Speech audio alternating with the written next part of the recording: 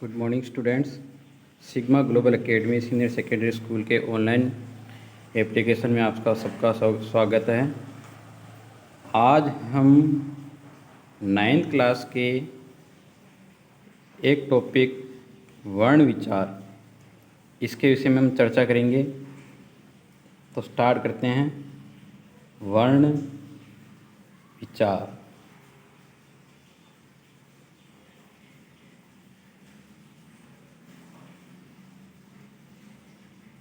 सबसे पहले अपन देखते हैं वर्ण को। वर्ण क्या होता है?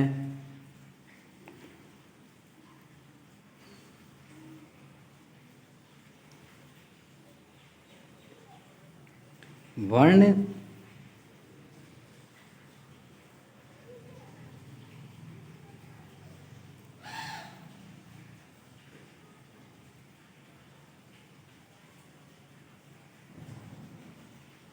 भाषा की सबसे छोटी इकाई। भाषा की सबसे छोटी इकाई।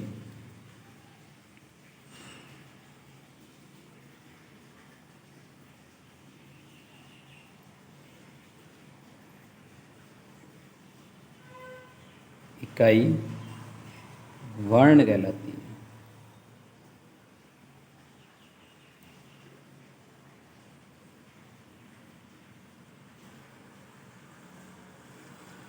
अब भाषा की सबसे छोटी इकाई कैसे, मतलब भाषा की सबसे छोटी इकाई का मतलब ये हुआ, इस दुनिया के अंदर बहुत सी भाषाएं चलती है। जैसे हिंदी,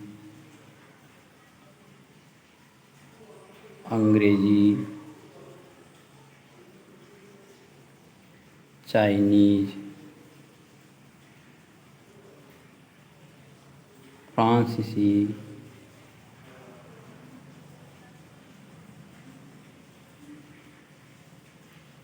उर्दू,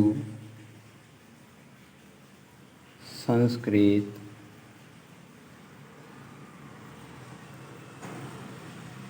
आदि। अब प्रत्येक भाषा जो है किसी न किसी वाक्य से बनी होती है। अब वाक्य क्या होता है? शब्दों का समूह।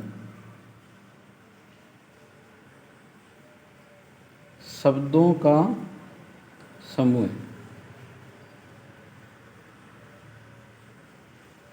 शब्दों का कैसा समूह है? सार्थक समूह। शब्दों का सार्थक समूह है, क्या कहलाता है? वाक्य कहलाता है।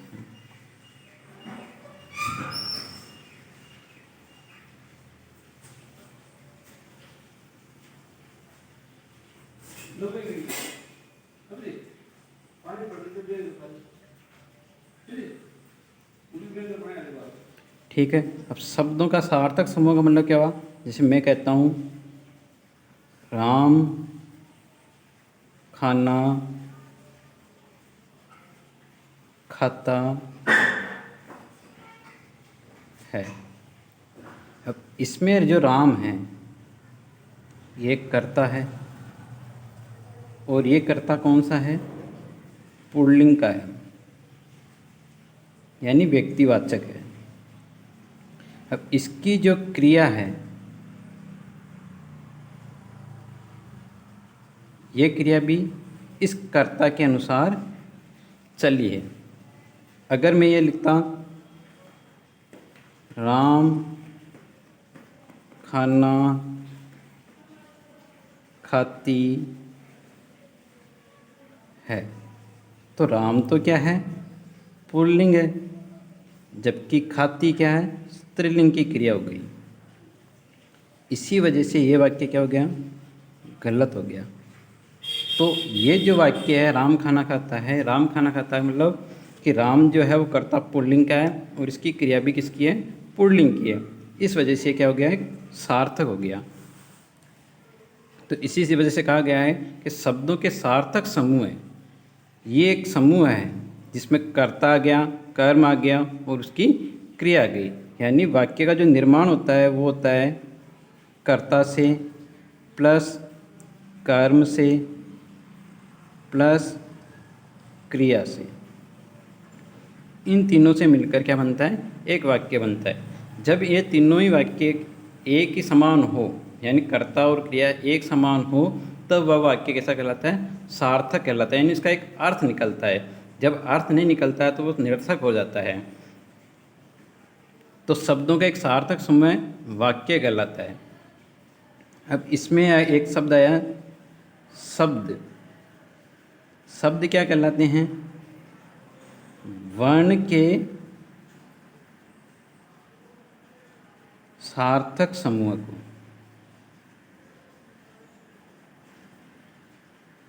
वर्ण के सार्थक समूह को शब्द कहा जाता है।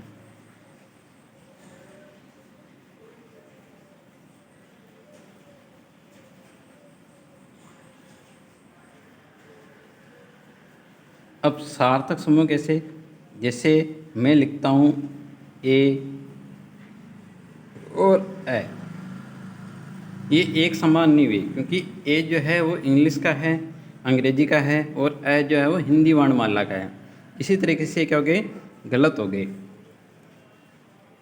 अब वर्ण का मैंने ऊपर बता ही दिया कि वर्ण जो है भाषा की सबसे छोटी गई। कहने का मतलब है कि पहले सबसे पहले वाक्य बने। वाक्य से किनका निर्माण हुआ? शब्दों का समूह हुआ। शब्द से क्या? शब्द किनसे मिलकर मिले? वर्ण से।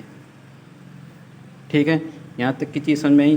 अब वर्ण जो है अंतिम है, इससे नीचे किसी भी कोई स्टेप इसकी नहीं होती। अब वर्ण जो हैं कितने प्रकार के होते हैं?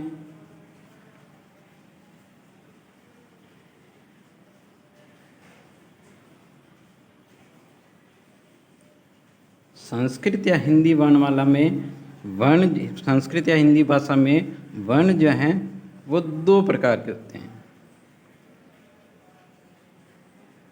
कितने प्रकार के होते हैं? दो प्रकार के होते हैं।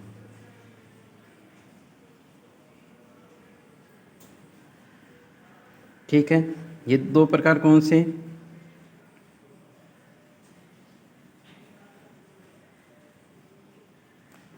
ये दो प्रकार हो गए। एक तो गया स्वर और एक हो गया व्यंजन।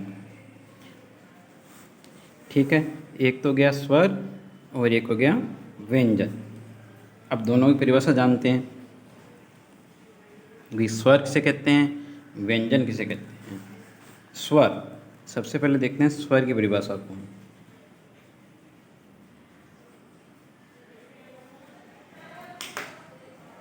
ऐसी ध्वनियाँ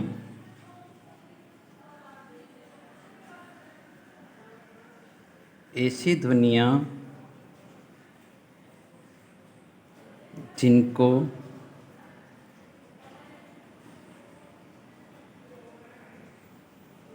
उच्चारण करने में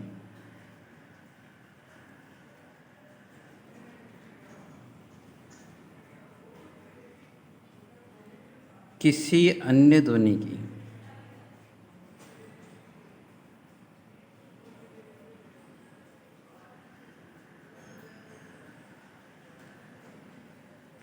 सहायता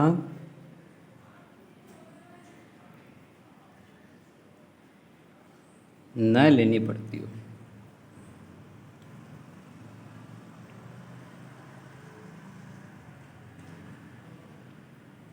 कैसे? देखते हैं। जैसे माना कि मैंने यहाँ लिखा क, ठीक है, ये जो क है वह दो वर्णों से मिलकर बना हुआ है। कैसे? ये हलंत क, यानी कि कहने का मतलब ये आधा क है। जब इसमें कोई ना कोई स्वर मिला, चाहे वो अ मिला, चाहे ई मिला, चाहे ओ मिला, तब ये जाके उच्चारण योग्य बना। यानी व्याकरण में एक नियम ये कहता है कि यदि कोई वर्ण, या कहने का मतलब यदि कोई व्यंजन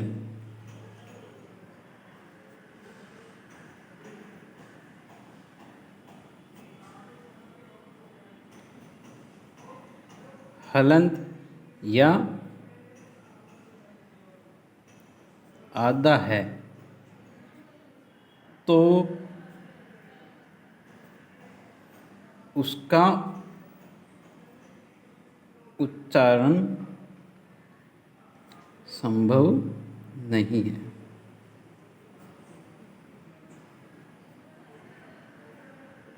कैसे? कि अपन ने, अपनों को आज तक पढ़ते हुए बहुत साल हो गए, अपन ने आज तक किसी भी हिंदी की किताब में अपन ने इसको हमेशा कै पढ़ा, ठीक है, लेकिन कभी अपन ने कभी इसको कै पढ़ा नहीं पढ़ा। हमने क्या किया, इसको सुविधा के लिए इसको क्या कह दिया, आधा कै कह दिया। जब तक ये आधा कै किसी व्यंजन या इसमें कोई स्वर नहीं मिल जाता तब तक ये पूर्ण नहीं होता। जैसे व्यंजन मिला, ये या मिलाया तो क्या बन गया, इसका उच्चारण इसके साथ में या के साथ में मिलाकर होने लग गया। चीज समझ में आई? उसी प्रकार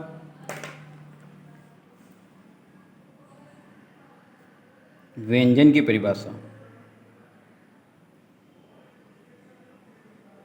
व्यंजन किसे कहते हैं?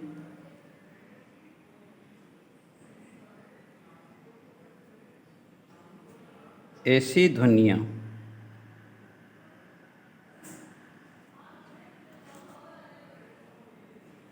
जिनका या जिनको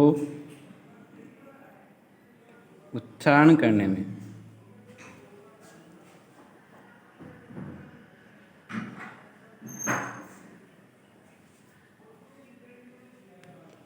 किसी अन्य ध्वनि की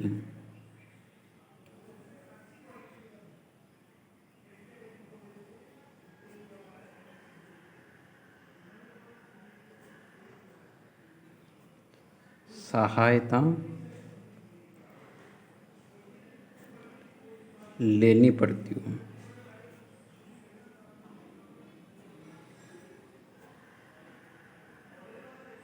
कहने का मतलब आप समझ ही गए होंगे। जैसे ये हलंत का है, आधा का है, यदि इसमें मैंने अ मिलाया तो ये उच्चारण योग्य हो गया, क बन गया। उसी तरीके से यदि मैंने च में ई मिलाया तो ये क्या बन गया, ची बन गया। आई चीज समझ में? तो ये ऊपर जो चीज लिखी हुई है कि यदि कोई व्यंजन हलंत या आधा है तो उसका उच्चारण संभव नहीं है। ये आधा है तो उसका उच्चारण संभव नहीं है। जब इसमें मैंने क्या मिला दिया, अ मिला दिया, तो ये पूरा क बन गया, यानी मैं कहने वाले इसका उच्चारण संभव हो पाया। चीज समझ में आई? अब देखते हैं कि इन दोनों स्वर और व्यंजन का वर्गीकरण देखते हैं कि कितने प्रकार के होते हैं। इसके लिए अपन संस्कृत व्याकरण के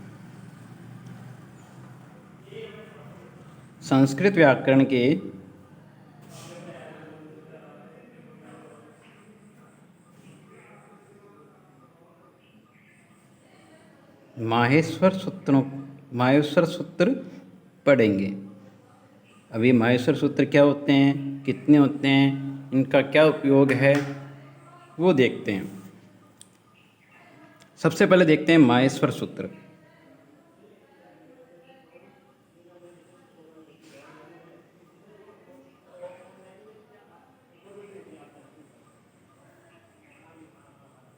माहेश्वर सूत्र देखते हैं।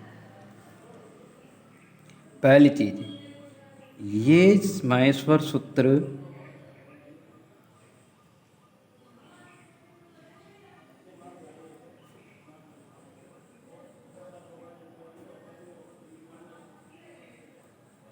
संख्या में 14 यानी चतुर्दश होते हैं।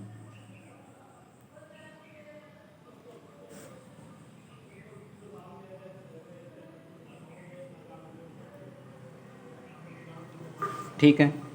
दूसरी चीज़,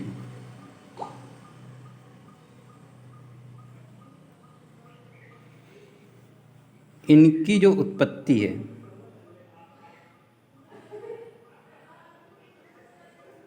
भगवान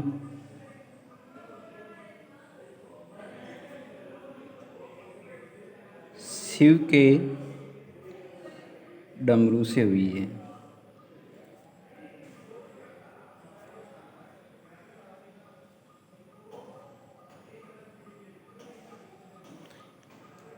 ठीक है। इनका प्रयोग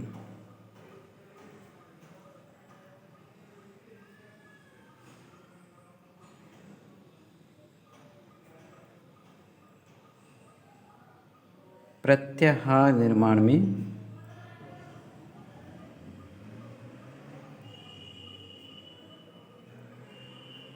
किया जाता है।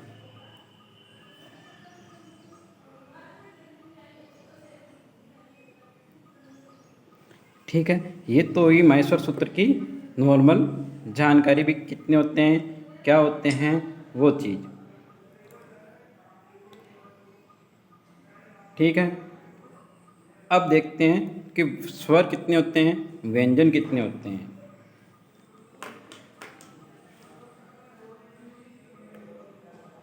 स्वर मैंने परिभाषा पहले बता दी। अब स्वर जो होते हैं वो सामान्यतः 3 प्रकार के होते हैं।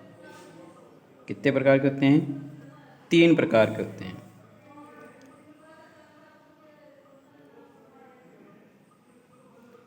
कौन कौन से? पहला ह्रस्व स्वर,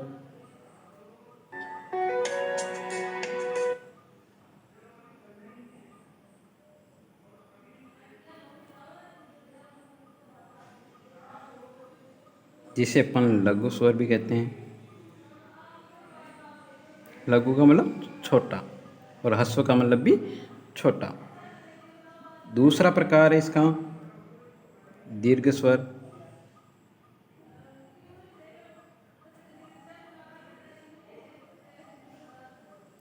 इसको अपन गुरु भी कहते हैं। गुरु का मतलब बड़ा और दीर्घ का मतलब भी बड़ा। और इसका तीसरा प्रकार हो गया प्लुत स्वर।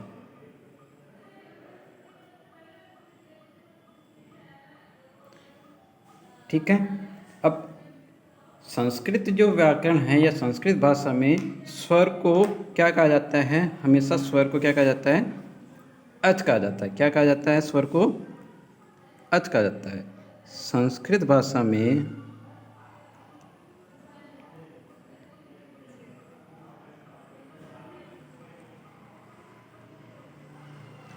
स्वर को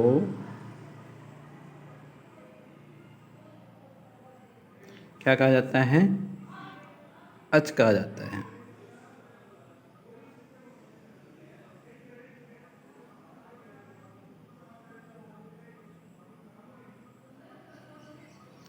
ठीक है।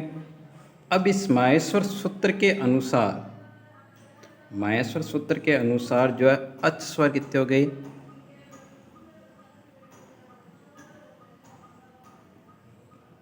9 हो गए। ठीक है। वो भी 9 कौन कौन से?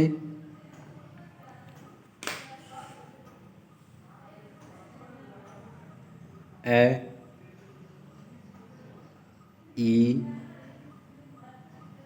उ, री, री, ए,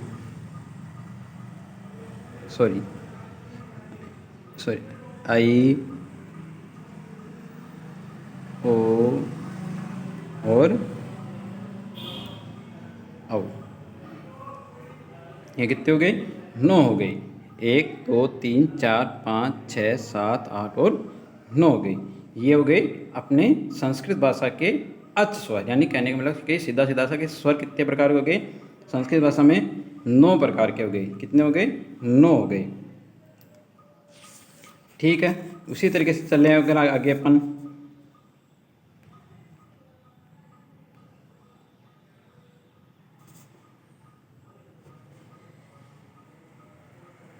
व्यंजन की ओर चलते हैं।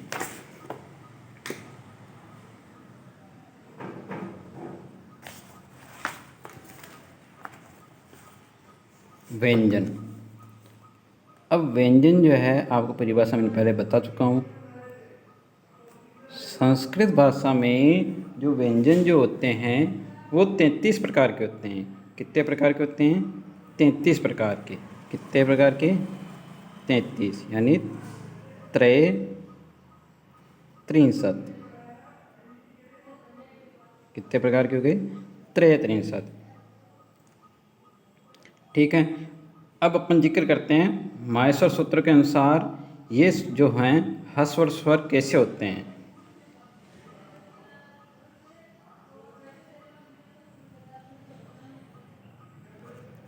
अब अपन लिखते हैं यहाँ पर माहेश्वर सूत्र।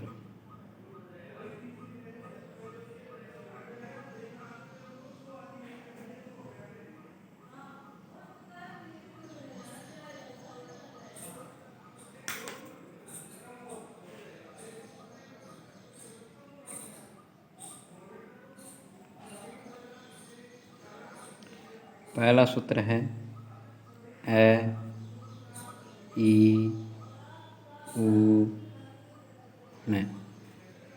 दूसरा सूत्र है री री क। तीसरा सूत्र है ए ओ और च। चौथा सूत्र है आई औ और ग। सॉरी, ए ओ ग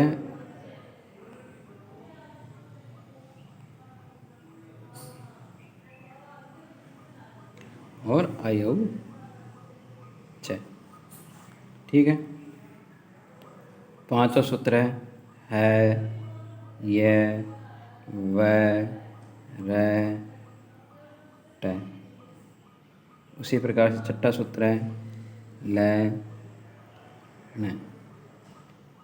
ठीक है। सातवां सूत्र है य मैं ग न मैं। आठवां सूत्र है झ भ य। नौवां सूत्र है घ ढ ध स। 10वां सूत्र है ज ब ग ढ द स। ये यहाँ पर स शब्द है। ठीक है।